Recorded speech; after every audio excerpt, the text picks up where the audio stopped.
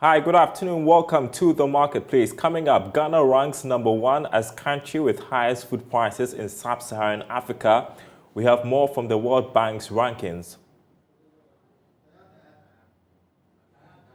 Meanwhile, the World Bank wants the country to take the bull by the horn and lead the cause to address challenges facing the economy. The World Bank Group has played a significant and positive role in Ghana. Today we bring approximately $500 million annually to assist to improve the business environment. But in the end, we are only part of the solution. The solution really lies with Ghana. Also this afternoon, Ghana's debt issue set to dominate second round of program negotiations with the IMF in Washington, D.C. as annual IMF World Bank meetings open today. My name is Daryl Kwawu. Thanks for being with us. Details coming up.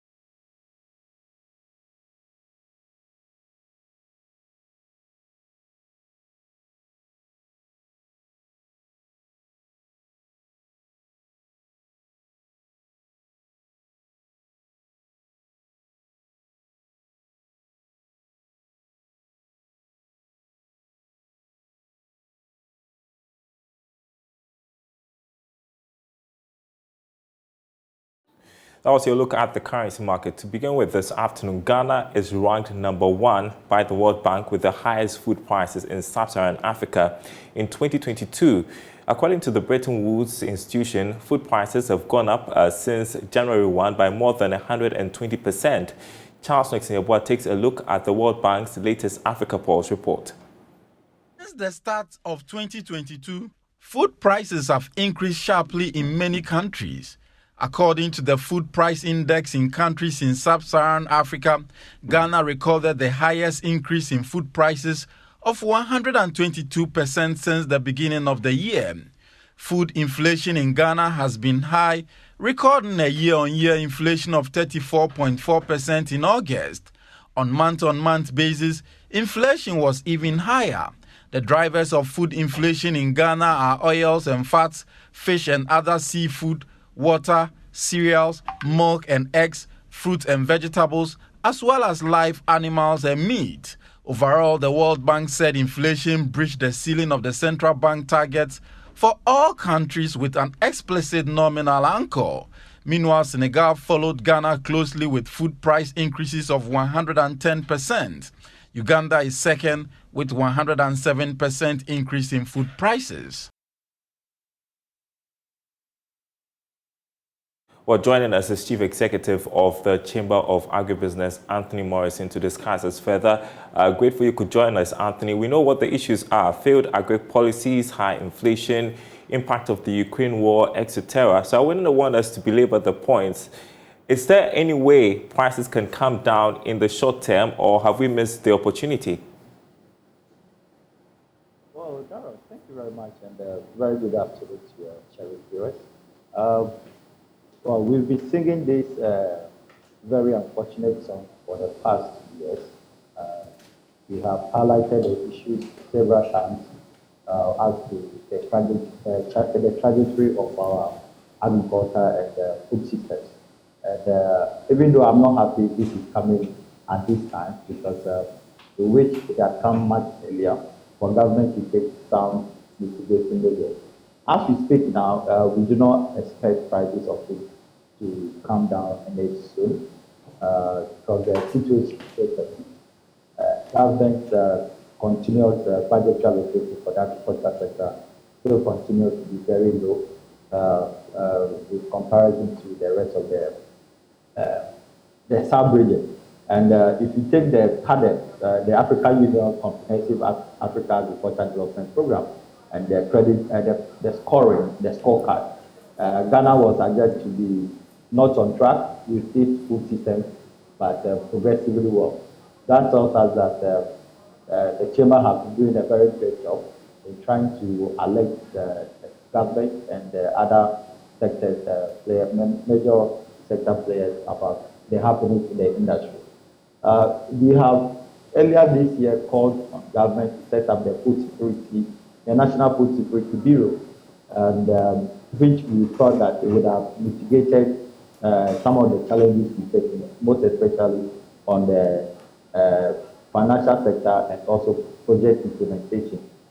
These two areas have woefully failed this government, and I think that this is a noble call on the minister to begin to look at the scorecard and say a very goodbye to the sector and make sure that we are able to get somebody who is much committed to the job, who is focused, and who can deliver to the Ghanaian people and will be able to access food at a price that is comparable to our pocket. And so for you, the solution is setting up this Food Security Bureau, and you think that the the Agric Minister has not been so effective in doing his job. I want us to also deal with the issue with price gouging because there is this disparity in prices, especially when you compare the cities to other parts of the country. And some people feel that prices are deliberately increased during these times with the excuse that we are facing tough economic challenges. Well, I don't think that is entirely true. If you look at the kind of investment we have put into the agriculture sector, most especially from the money that we've gotten from our developing partners, we shouldn't be in this situation at all. When we started complaining about the fact that there is likelihood of fertilizer shortages since last year and that there was a need on government to take proactive measures, they failed to listen. So most importantly, you will want to be taking some local mitigating points at the same time looking at your most competitive and comparative advantages in the food production. We push government to embrace the organic fertilizer, but as we speak, government has not taken measures on its side to make sure that private sector or people who want to import fertilizers can go through a smooth process. They are still paying exorbitant fee, more than 15,000 cedis in some cases, to even go through certification. So for me, I don't think government is committed. Is there any way prices can't be regulated, do you think? Well, the market forces, the market derivatives does not make it much possible at this point in time. What government can do is to provide some mitigating measures. For instance, we can begin to look at supporting commercial farmers to produce ostensibly to buffer stock. Buffer stock can use the system to mitigate the price on the market. But if government is going to buy from smallholder farmers, aggregate and stock up, it's going to come up with the same price formula.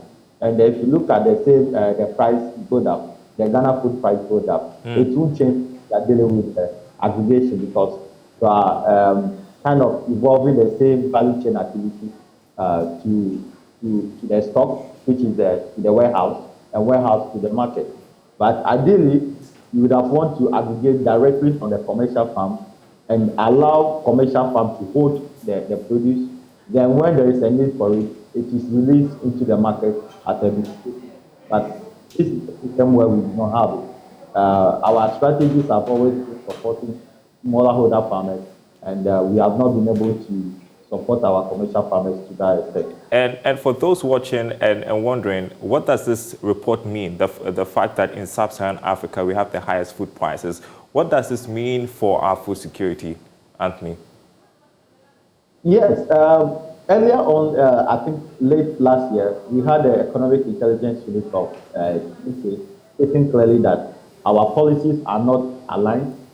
Government is not committed to its own policies, and our policies also are not harmonized. And these are three major things that, if you look at the derivatives, is coming out from the World Bank report as well. So it's over to government to commit entirely to our food system and to make sure that the budgetary allocation for agriculture doesn't fall below 1% of the budgetary allocation or the total budgetary allocation. And also to work towards aligning our agriculture sector policy. You have several policies across the sector, and we do not have enough funds or enough finance to play around. It's time. If you look at European Union, they have the agriculture sector policy that has been running for the past 30 years. Okay. And the US have the United States Department for Agriculture. They have one the agriculture sector policy. But in Ghana, it's a different story. So I think there is more to be done. How we seem to find mitigation points to achieve a better food security for the country. All right, Anthony Morrison, we'd have to leave it here. CEO of the Agribusiness Chamber, I appreciate your time with us this afternoon on The Marketplace. Let's turn to issues to do with the economy. The World Bank wants the country to take the bull by the horn and lead the course to address challenges facing the economy. The country has been hit by a high fiscal deficit, elevated debt, and increased cost of financing. But Country Director Pierre Laporte says, though the World Bank will assist Ghana to address these challenges, the country and its citizens must solve the problems. He was speaking at the relaunch of the World Bank IMF Parliamentary Network. The COVID-19 pandemic and the Russia-Ukraine war has further interrupted Ghana's growth and exacerbated macroeconomic and structural challenges, including debt vulnerabilities and energy sector fiscal risks, which I'm sure many of you have heard me talk about a few times. High fiscal deficits and increasing public debt have now elevated Ghana's country risks, limited foreign direct investment in non-commodity sectors, and increased the cost of finance for many private businesses. But despite these challenges, Honorables, I'm convinced that Ghana can and will sustain its low and middle-income country status to become a fully fledged middle-income country. The World Bank Group reiterates its continuous support to help in that process. So, ladies and gentlemen, I believe that the World Bank Group has played a significant and positive role in Ghana.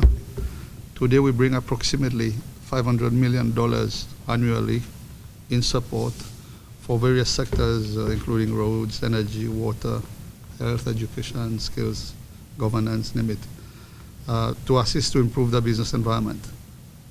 But in the end, we are only part of the solution. The solution really lies with Ghana and its people. World Bank Country Director Pierre Laporte speaking at the relaunch of the World Bank IMF Parliamentary Network. Well, Chairman of the Finance Committee, Kweku Kwarteng, says the network has been structured in such a way that issues that have not been dealt with by both the MPP and NDC can be addressed. That, as the objective of the global network is, advocate for improved transparency and accountability in development partnership. So in Ghana, we have members from both sides. A good number of us are from the Finance Committee, but there are others who are outside the Finance Committee. So we identify ourselves distinctly as members of the Parliamentary Network Ghana chapter. In the case of Ghana, we're looking to make this a very influential group. We intend to have our numbers grow, but we want to grow cautiously. We want to have in our fold members who are committed to the objectives of this global initiative and would help the Ghana chapter achieve clear impact in the way development partnership happens in Ghana, but also to help the global initiative achieve the global objectives for which this network has been put together.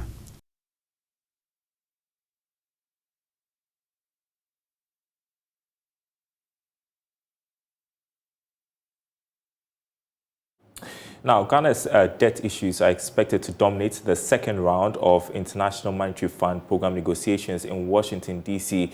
in the U.S. Beginning today. These discussions are coinciding with the annual IMF World Bank meetings.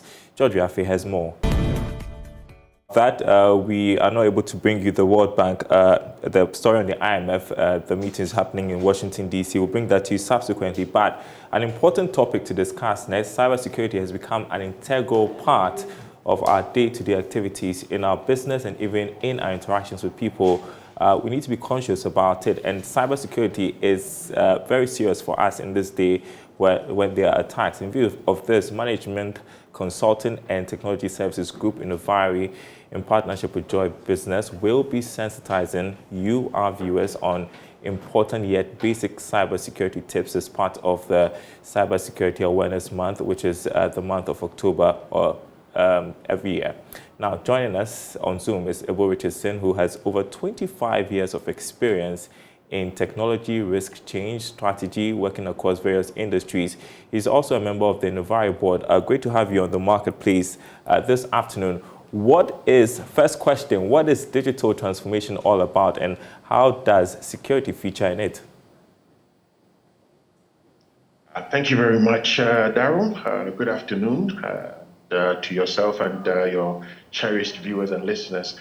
Well, digital transformation really is about repositioning. It's about organizations essentially trying to move from the current state that they're in to a new state which is more future fit, which is essentially better aligned to the changing context of markets that they operate in.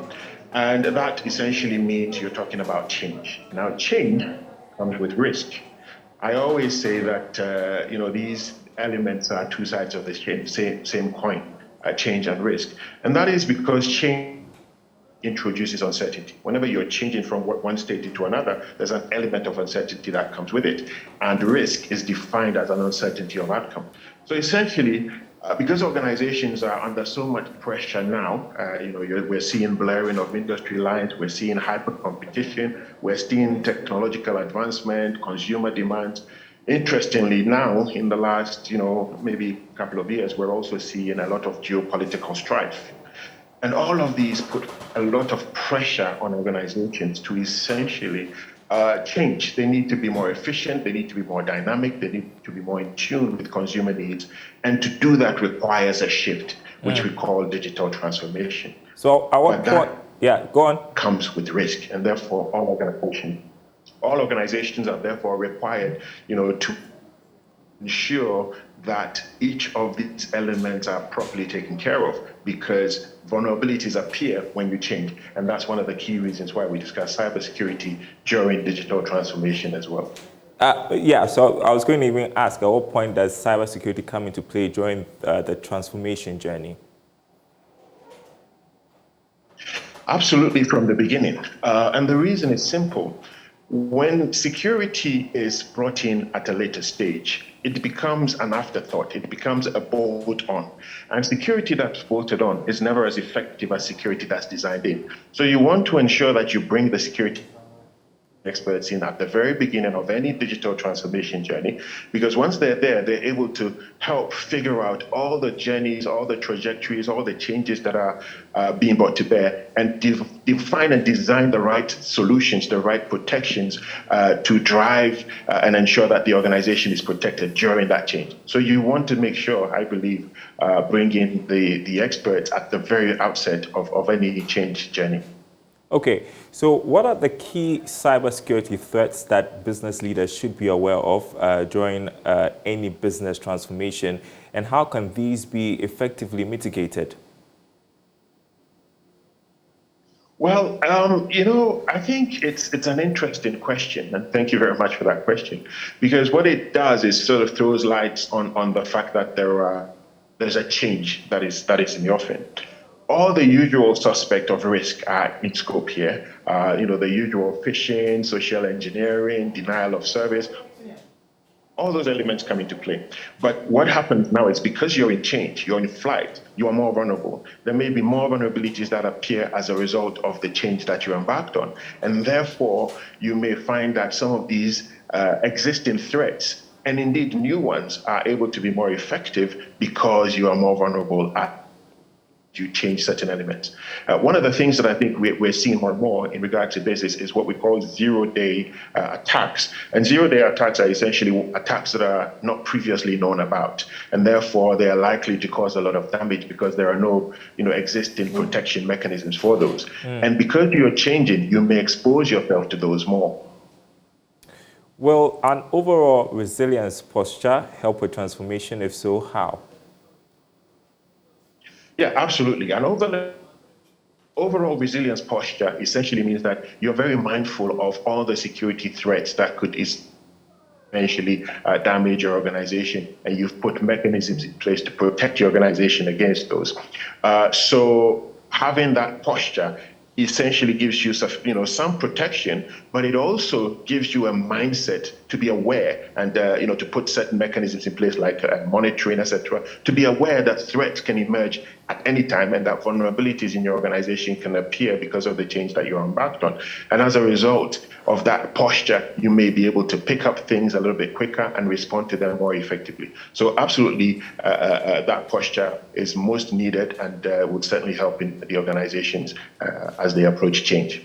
I mentioned earlier that this is Cybersecurity Awareness Month. I just wanted to ask finally why digital transformation is a useful topic to mention during this time. Well, it's a useful topic to mention during this time, Daryl, because we're all embarked on it. Almost every organization that I know is involved in some kind of change, some kind of transformation or other. And during that change, a lot of vulnerabilities are likely to appear. So many of our organizations might see some vulnerabilities that might be exploited by criminals and cybersecurity threats and attacks of all sorts. So therefore, it's important that as we celebrate and sort of commemorate Cybersecurity Month, that we also think about the implications that changing our organizations have with respect to security. You do not want a situation where you're trying to better your organization and you end up actually being attacked and therefore damaging your organization. So I think they go hand in hand in this particular context, and that's why it's important that we make sure that we address them as such. Ebo Rich is Sen board member in Uvari. I know we're going to have Uvari on a couple of times this week as we mark Cybersecurity Awareness Month. And so I'm happy to speak with you this afternoon, and hopefully we get to interact very soon. Grateful for your time.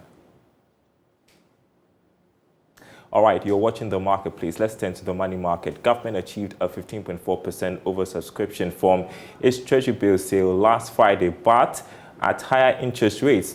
Now, according to the auction results by the Bank of Ghana, the government secured 1.35 billion cedis. Joining us with some more insight is Patrick Edemagama, who is head of trading at Republic Securities. Patrick, policy rate hikes, meaning higher interest rates, attracted more investors. Is that what it is? And how did we end last Friday?